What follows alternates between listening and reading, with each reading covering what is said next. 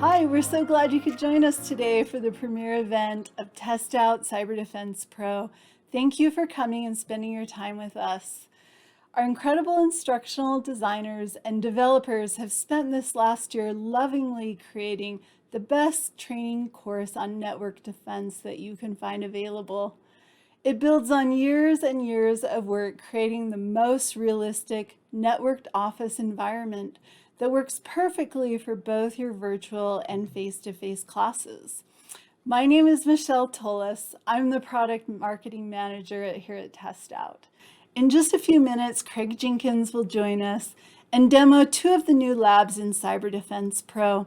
He and our TestOut team are available now as well as after the event to answer your questions in the chat. So do you want to know how you can win one of our giveaways during the event, like the Raspberry Pi or Raspberry Pi personal computer? Well, I'll give you a hint. One of our prize giveaways will go to the person who asks the most questions to learn about CyberDefense Pro in the chat. So ask away. First, let me take care of a little bit of business and answer some of the questions that we've been getting. Many of you are learning about CyberDefense Pro for the first time, and you may not be familiar with TestOut or the simulated network environment that our courses are built on that makes them so unique. You may not be familiar either with all of the time-saving features that our courses offer, like auto-graded labs, instant remediation, and rich reporting feedback. Not to mention the many teacher resources included like lesson plans and PowerPoints. There's so much that we don't have time to cover here. But if you've used TestOut courses before, would you do me a favor and write your favorite features or benefit that you love in your classroom in the chat, and I'll give you a chance to win some of our TestOut socks. So go ahead and put those in the chat right now. But briefly, I'll tell you about this new course. TestOut is obsessed with finding every way we possibly can to make IT training and certification easier and more effective for both educators and students. TestOut CyberDefense Pro is cloud-based courseware that has everything you need to train network defense in a way that's both easy to use and safe and legal. So the course comes on an all-in-one platform that has a suite of cybersecurity technologies that are preloaded and ready to go without setup or downloads. It's got hands-on labs with new technologies like Autopsy, pfSense, Burp Suite, Security Onion 2, and 60 more that you're going to love. So you can use a Chrome browser in Linux so you can check for vulnerabilities and harden security in a networked office environment.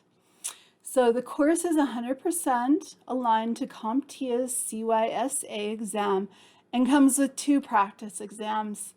Each license includes a voucher for TestOut CyberDefense Pro certification exam.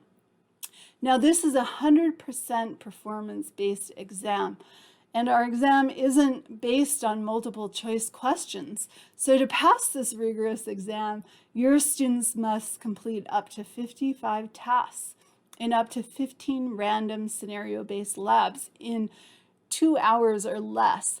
So this ensures that our certified individuals have job-ready skills. So they either know the skills, how to do it, or they don't. There's no way to fake it. That's why TestOut is the only publisher to back up our certified individuals when they get hired with a $1,000 skills guarantee, and that's included in CyberDefense Pro.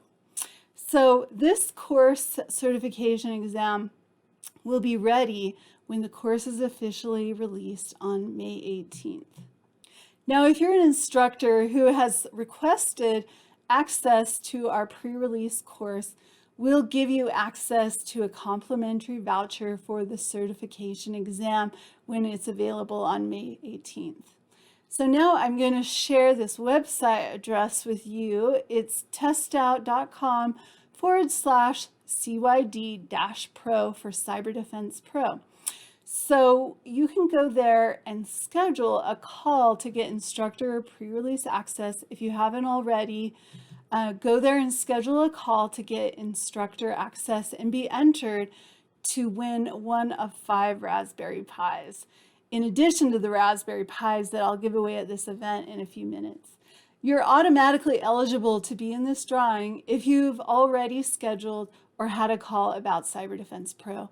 If you haven't, go to this website and get one set up before May 18th. Spots are filling up fast, so get in early, because from now until May 21st, we're going to be announcing a winner on our Facebook Instructor community every Friday. So the sooner you sign up, the more prize drawings you'll be eligible to win. So right now, I'm going to put those 2 website addresses in the chat now. So just hold on, and I'll get them there right away. Okay, it looks like they're there now. So if you go to that website, I'm going to give you also a couple of bonus gifts. So the first gift I'm going to give you is a 12-page guide that's full of ideas for adding experiential learning activities to your cybersecurity course or program. So this is important because if you decide to go with TestOut CyberDefense Pro, it's going to free up a lot of your time from busy work like grading screenshots and setting up and resetting labs. So you're going to have extra time to make your cybersecurity track stand out so that you can attract more students, and there's just a lot of tips and ideas and information in it. It will also introduce you to Spencer DeGraw, who started as the only IT teacher at LDS Business College and was able to rapidly grow his program using TestOut courseware. Now his 2-year IT program has 4 staff members and offers both associate and bachelor's degree in cybersecurity, in addition to all of his other IT programs. So check out his amazing story when you download this guide. The second bonus I'm going to give you is our cybersecurity course comparison guide that covers the differences of topics covered for our courses Security Pro, Ethical Hacker Pro, and Cyber Defense Pro. Besides covering different certification exams, Cyber Defense Pro and Ethical Hacker Pro are designed for very different roles. So the lab scenarios are different as well, with the types of activities assigned using technologies like Wireshark and Kali Linux. So you'll see images of the actual course menus along with a side-by-side comparison, plus easy hyperlinks to additional information if you wanted to dive into the details like the course outline. To get pre-release access and be entered to win one of the 5 Raspberry Pis and links to these informative bonus gifts, make sure you go to the page testout.com/CYD-pro. So now who's going to go and get that pre-release access? If you are, will you drop your name in the chat for me? We've got some great TestOut swag that we're going to send to some of you. So drop your name in the chat, and we've got lots more giveaways coming your way. Using Ethical Hacker Pro and Cyber Defense Pro will help you provide your students with both a red team and a blue team learning experience that is ideal so that they can problem solve and sharpen their skills to become multi-dimensional network defenders. So with the addition of our newest course, Cyber Defense Pro, now you can effectively provide a well-rounded experience in the most realistic environment for your students. So now I'm going to give you a quick look at the network map in Cyber Defense Pro to show you some of the simulated components of the network the labs interact with, like the ones Craig is going to show you in just a minute. I'll log on here and open the course and go into the menu and choose this lab.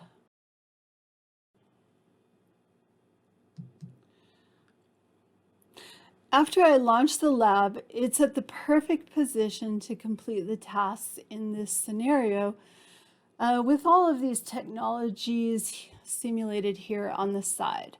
So if I go up here, you can see that the name of my staging server computer that I'm currently on is called www_stage. And clicking here on this building button we see the multiple buildings on the corporate network available for defending.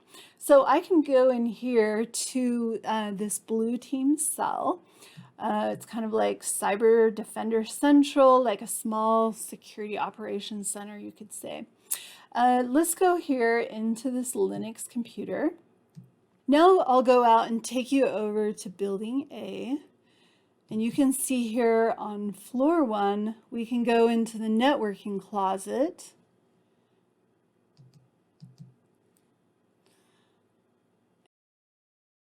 And you can see the switch here, and I will click on a cable and unconnect it. And notice how the light turns out. Now let's go out to floor 2, where the marketing department that the scenario refers to is here on floor 2.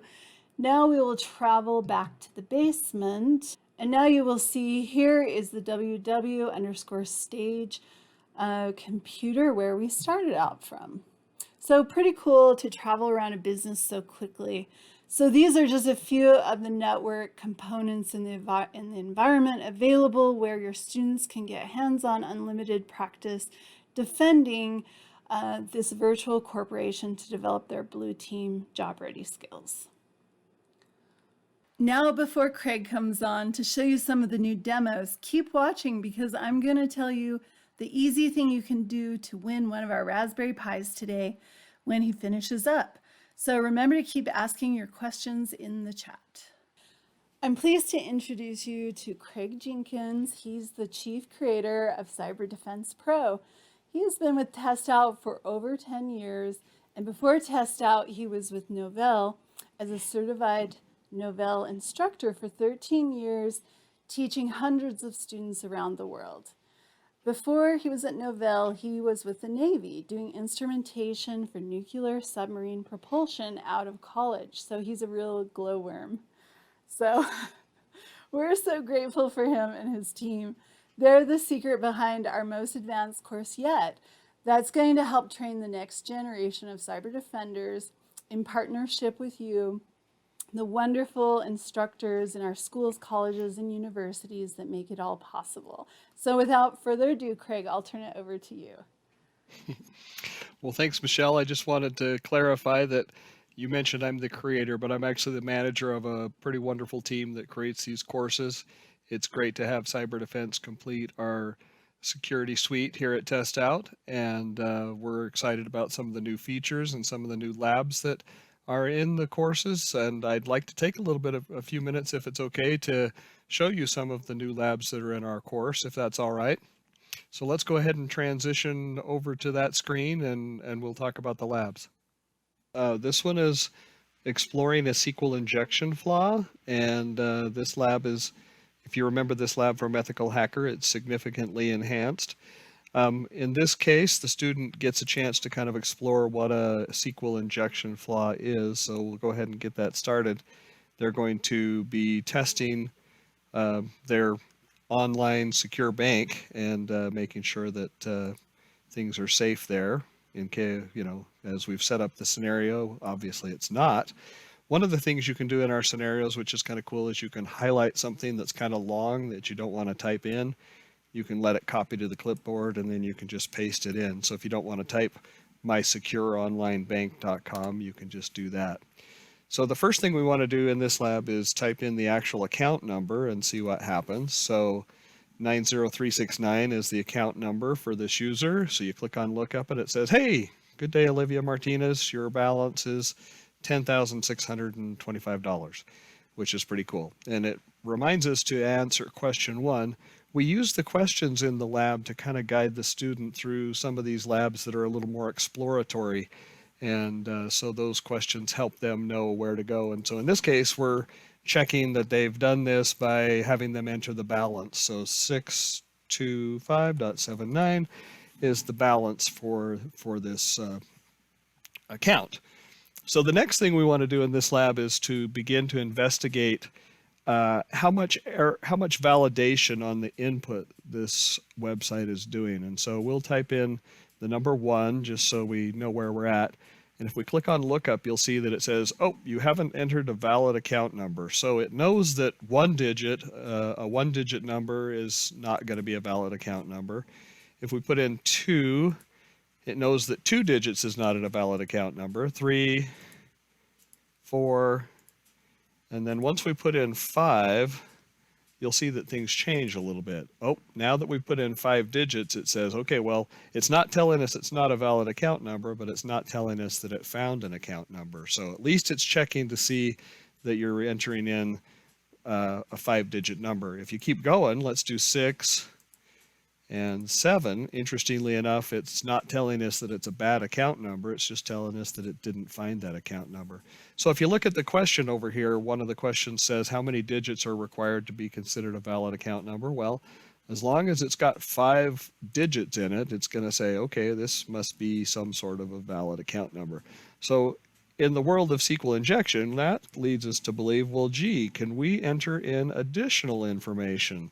So I'm going to type in my account number, again, 639, and I'm going to add some additional information to it. In the scenario, it suggests typing Bob or cat or dog.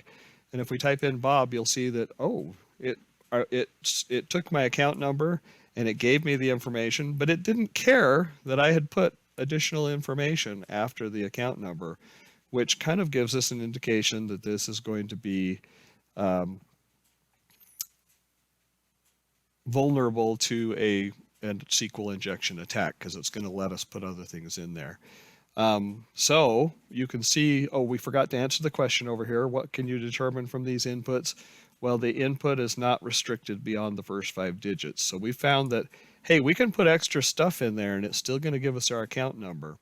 So with that information, knowing that we can put extra stuff in there, let's try a couple of simple injection attacks. So we're going to put in our account number, and then we'll just add or 1 equals 1. And basically, whoops, that's not equals, 1 equals 1. And what this is basically saying is I want my account number or true. So I want, basically it's saying I want any account number. And so if we click on lookup here, well, gee whiz, we got everybody's account number, because we told it to give us everybody's account number where account equals where it's true. And so we got the whole list of things here. So just to verify that the student's kind of following along with us, we ask him for the account number of Ocean Padilla here. And so his account number is 90006. And we put that in. So we're going to try another simple SQL injection attack where we're going to try and add some information. So we'll say, tell us our account number and who am I? And so if you do account number and who am I and click on lookup, you get your account balance, but you also get returned the user that the web server is using. So that web server is using www.user or -user. So once we've got that information in there, we can click on Score Lab and it tells us we've answered the questions correctly, but we've guided the students through kind of evaluating whether or not this is this website is vulnerable to attack.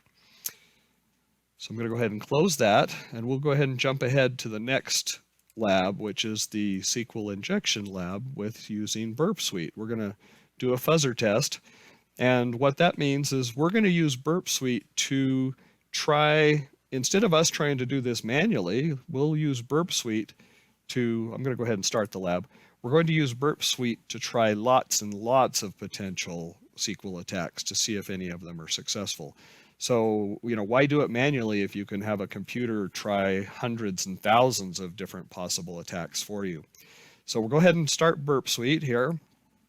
Burp Suite is a tool that kind of acts as a proxy between your web page and the web server, and it gathers the information, and you can do all sorts of fun things as that web information passes through Burp Suite. Now we've already gone ahead and set up the browser so that Burp Suite is the proxy.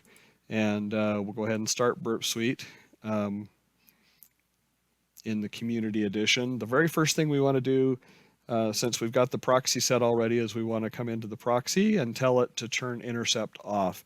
And what this is doing is it's telling it not to intercept the traffic, but just to let the traffic pass through Burp Suite and watch it. And then we're going to click on HTTP history, so that we can see what's going on. And we'll just kind of hold off here. We're going to go ahead and bring up our browser now.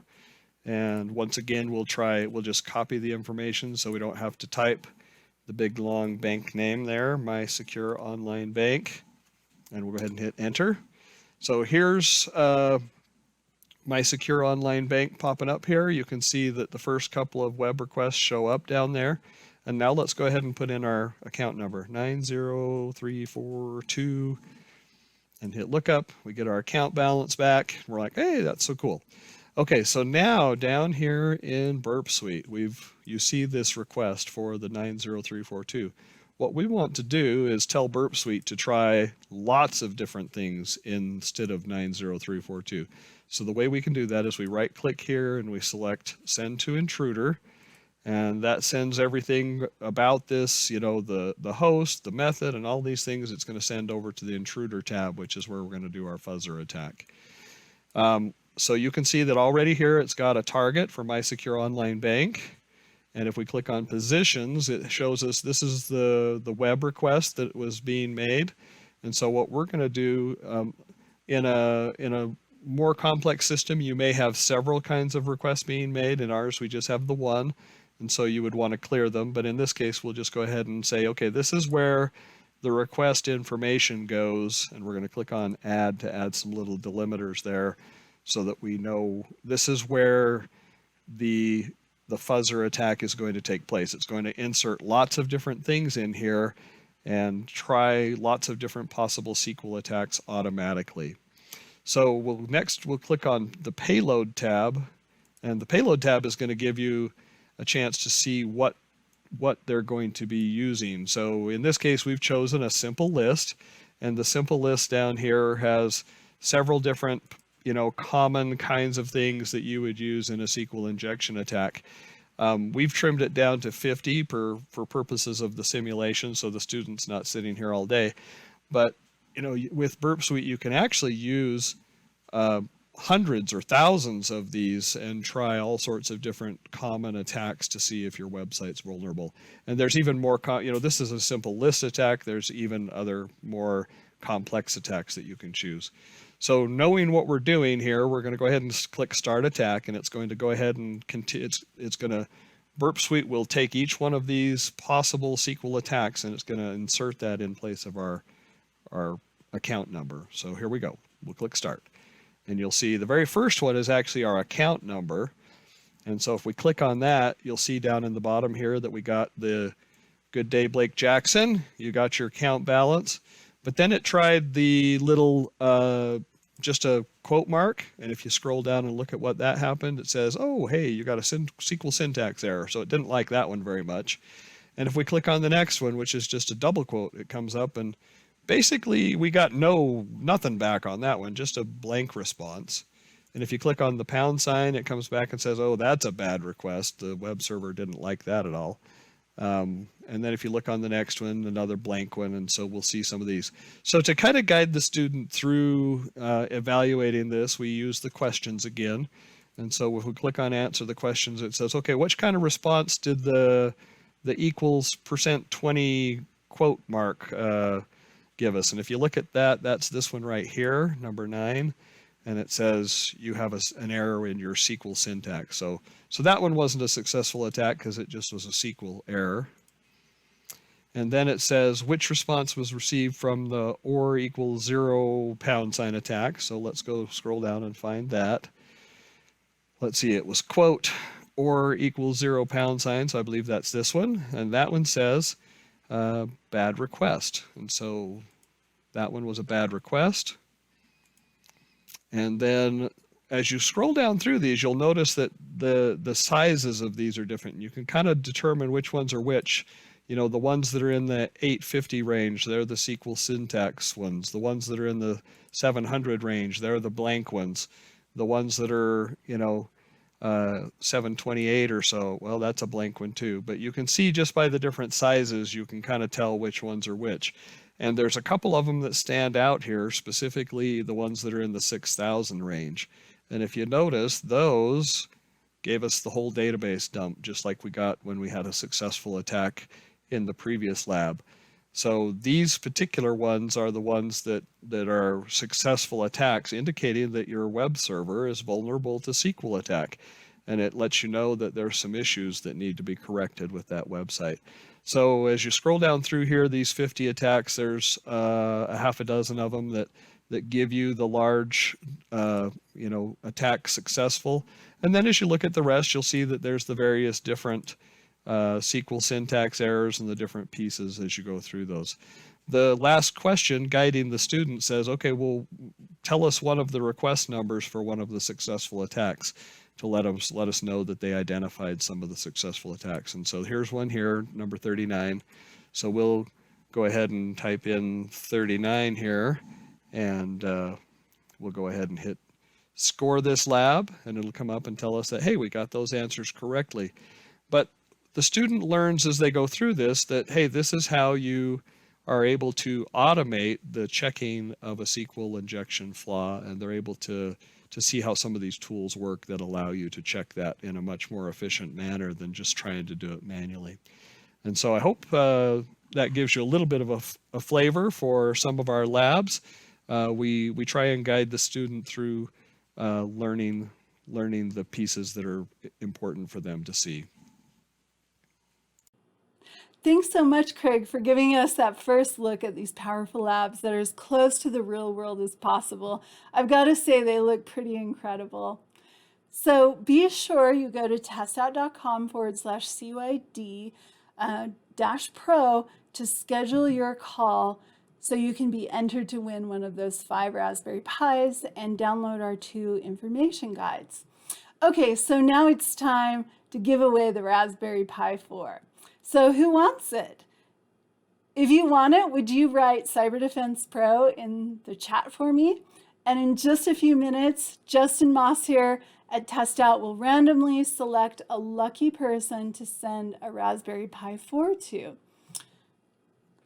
Wow, it looks like a lot of you are interested in that Raspberry Pi. So don't miss out, get your name in there quickly, and if Justin says you're a winner, he'll reply to your comment and reach out to you for your shipping address. While Justin is selecting that winner, remember to keep your comments in the chat. We'll be monitoring and answering the chat questions for the next little while. So now the winner of our Raspberry Pi 400 personal computer. Today will be the person who asked the most questions about CyberDefense Pro. Justin will look these over, and it'll probably take him a few minutes or so to do that, but he'll reply to your last comment if you're selected as the winner, and he will also reach out to you for your shipping address and post the 2 winners in the Facebook TestOut Instructor community. So thanks so much for attending our CyberDefense Pro premiere event today. We hope you have a wonderful day and look forward to talking to you soon. Take care.